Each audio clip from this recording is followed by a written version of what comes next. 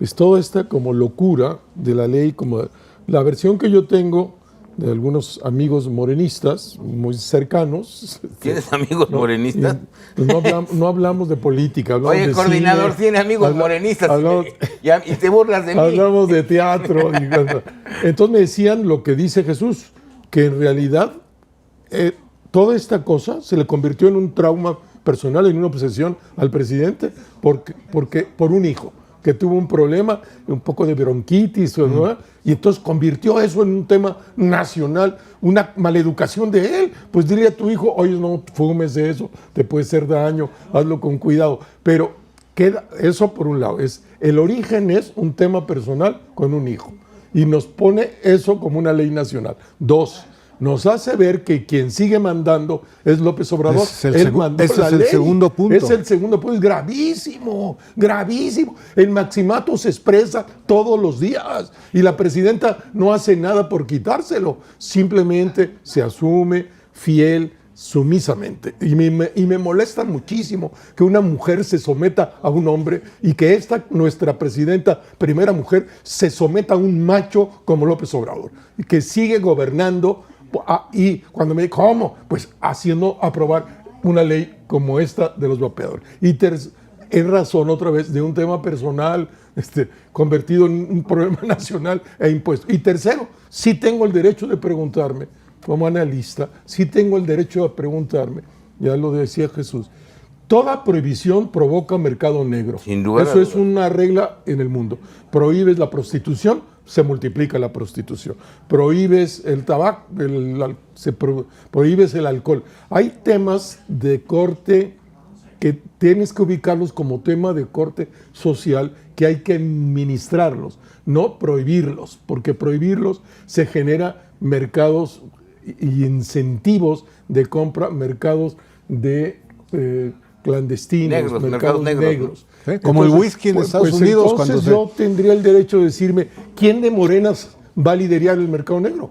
Si ellos lideran el mercado del huachicol, lideran el mercado de las drogas, lideran los mercados de los carros pasados tramposamente por las fronteras, lideran todas las cochinadas de México y todos los negocios ilegales de México, pues alguien en persona. ¿Será Dan Augusto López? ¿Será Andy López Beltrán? ¿Quién será? Pues a lo mejor él dijo que estaba fumando un vapeador y hoy están generando el hijo de Beatriz. Un nuevo mercado negro. Están generando un espacio nuevo, mercado negro, y cuando a alguien ayer en una discusión no, es que va a ser el narco. Le digo, pero ¿qué distinción hay entre el narco y Morena? Evidentemente. De los aranceles a China.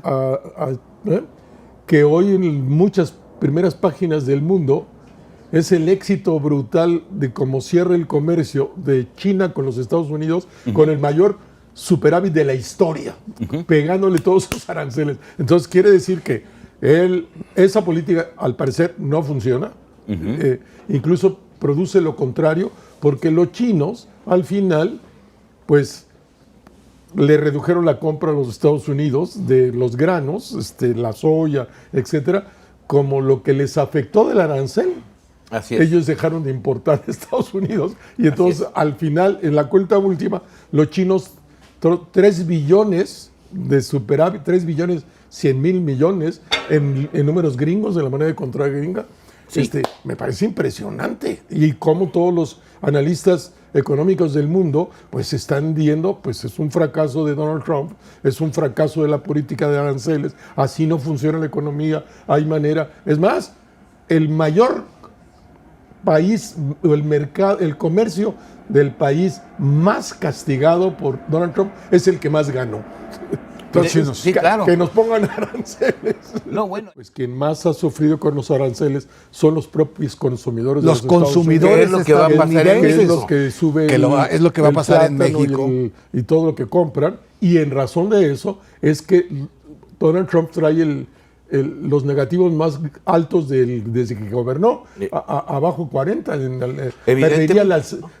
Y todo se va perfilando a que esta política le lleve a la derrota electoral de 27 y que con relativa facilidad los demócratas que se daban por muertos van a ganar la mayoría en la Cámara de Representantes y muy probablemente también en la de senador. ¿Producto qué? De los aranceles. De un idiota que lo está... No sé si el idiota es el presidente Trump o tiene una sarta de idiotas que lo asesoran, que no saben economía, cuando tienen una playa de fantásticos economistas, premios Nobel de los Estados Unidos, a los cuales podría consultar qué sí se debe de hacer para dinamizar la economía mundo en la lógica de apertura, de ensanchar los territorios los para mercados, todos los países y con ellos los mercados, etcétera, pero actúa en la lógica inversa, pero esa lógica se la está cobrando.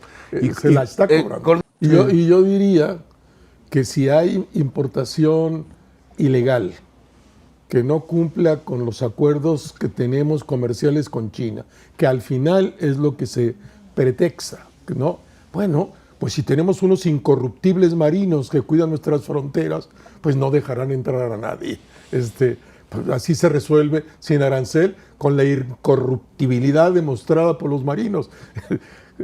Negociando huachicol, pues que ellos son los que deben de estar en las fronteras de Manzanillo negociando estos productos ilegales, si no, ¿cómo? O no entra ningún producto ilegal. De Oriente todo llega por Manzanillo. Entonces, y eso está a cargo de la Marina. Entonces, bueno, pues que no dejen pasar nada. Y si pasan, pues es que la Marina lo deja pasar. Ayer me tocó estar en una reunión con Eduardo Guerrero, explorador especialista de seguridad, y nos contaba que exactamente en el mismo sitio el año pasado explotó un carro. En el mismo sitio. Nada más que el tipo de dinamita o de explosivo era de una calidad muy inferior.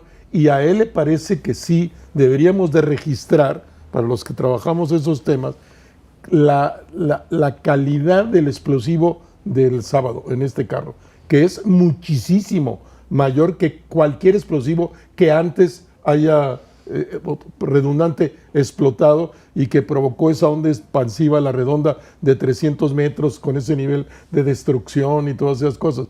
Pues es evidente que uno de los 5 o 6 grupos del crimen organizado que operan en Michoacán tiene la capacidad de manejar explosivos de un alto nivel de siniestralidad y que pues lo usaron en razón seguramente no de vamos a probar cómo explota, sino generar miedo, terror en un sitio alarma, que es cruce de caminos muy importantes de los puertos para adentro. Que ese es el... Cómo tu gobierno no puede solo construir tu narrativa de la numeralia a partir de las fuentes oficiales, en particular de los casos registrados por las fiscalías, que son denuncias y carpetas abiertas, sino que es fundamental lo que los medios de la localidad van registrando. Y se convierte en la gran fuente real, objetiva, lo que los medios registran de lo que pasó el día anterior. Y yo me acuerdo haber estado en una reunión en el Gabinete de Seguridad con Rubén y que haber dicho el fiscal, un muy buen hombre, haber dicho el fiscal, y pregunta, ¿cuántos desaparecidos? Y dice, ninguno. ¿Pero cómo dice Rubén como ninguno?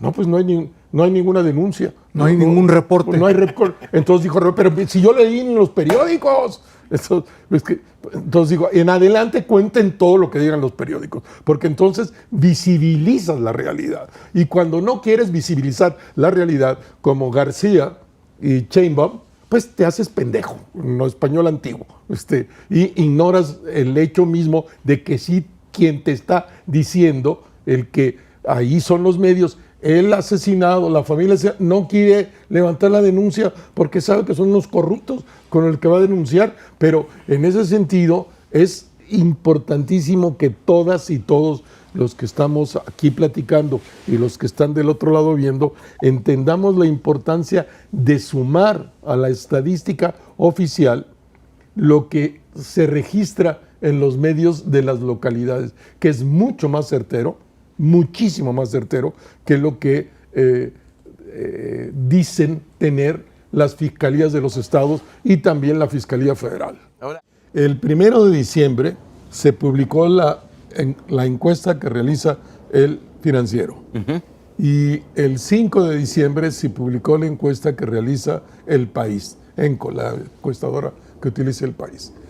En las dos, digamos, hay una primera consideración, que es que la presidenta está relativamente bien evaluada, en torno al 70%, ¿no?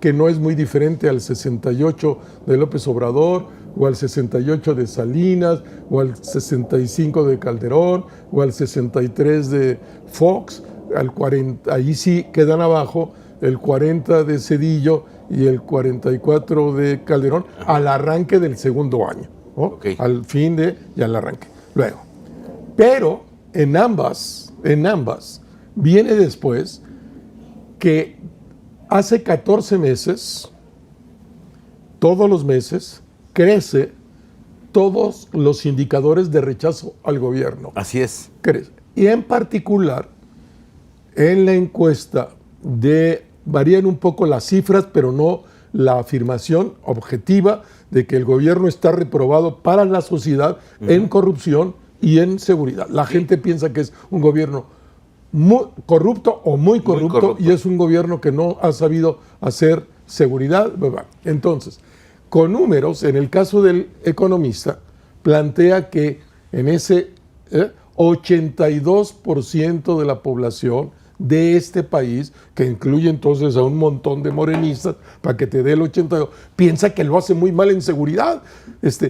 Distingue muy bien entre la mentira sostenida y permanente de una presidenta, Claudia Sheinbaum, de un secretario de Seguridad, Omar García, con esa campaña de publicidad que les está pegando. Esto de todos los días de decir, y en la estrategia de seguridad, recogimos 3 balas, 2 zapatos, un rifle. Es ridículo. La gente, ¿qué creen? Que la gente es pendeja como ellos. Sí creen. Pero la gente no es pendeja. No, pero sí creen. Pero la gente no es pendeja. Sí creen que no es pendeja la gente. La demostración contundente es que a pesar de toda esta campaña de publicidad, de que redujeron todos los indicadores y que la nueva estrategia recoge todos los días 2 pistolas, 3 balazos y 2 zapatos y un rifle, que es ridículo los números que presentan para un país de 140 millones de gente, con 30,000 asesinatos, con 600,000 millones de pesos robados del huachicol y todo lo que más, pero le resulta contraria porque la gente está en el territorio.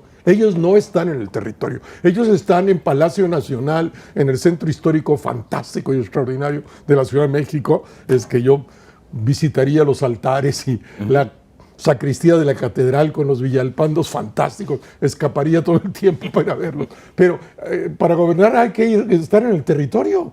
Hay que ir a donde está, pero ellos no van, porque todo lo controlan en esta supuesta reunión de la mañana donde se dicen las mentiras y arman el conjunto de las mentiras que luego va a decir la presidenta, organizadas de manera particular los martes. Pero sí hay una reacción de la sociedad mexicana que cada vez se abre la brecha y se va a seguir abriendo entre una relativa buena calificación de la presidenta, primera mujer, todas esas cosas, y la valoración de su gestión. En seguridad está más que reprobado. 82% de las y los mexicanos rechaza la estrategia y rechaza el éxodo. Y en el caso de corrupción, el 80% de los mexicanos y las mexicanas piensan que su gobierno es un gobierno muy corrupto.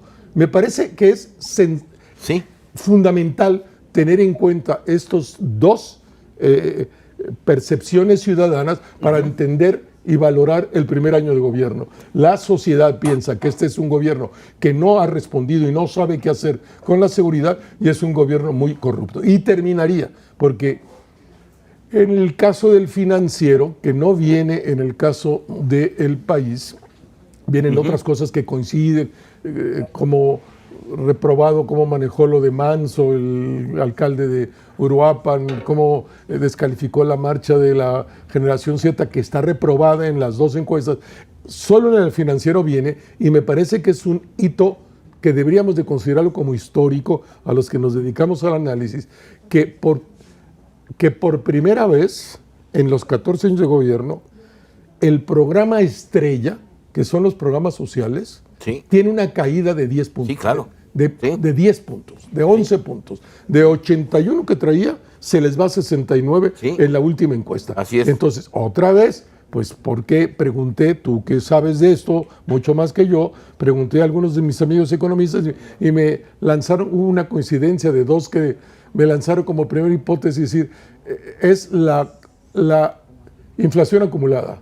Como no ha subido el cheque, la gente empieza a sentir menos, porque ya no le dan, no ha habido, pues ahora compra 20% menos que compraba antes, porque no le han recuperado la inflación en el cheque que le llega, y entonces pues empieza a decir, pues no me... Pero bueno, termino diciendo, este gobierno, al final del primer año de gobierno y al inicio del segundo año de gobierno, el gobierno que preside la presidenta Claudia Sheinbaum, la política, no la científica, que alguna vez lo fue, pero hace 25 años dejó de serlo, lo ve como un gobierno incapaz de resolver el problema de la seguridad y un gobierno enormemente corrupto. Esa es la realidad. Y casualmente...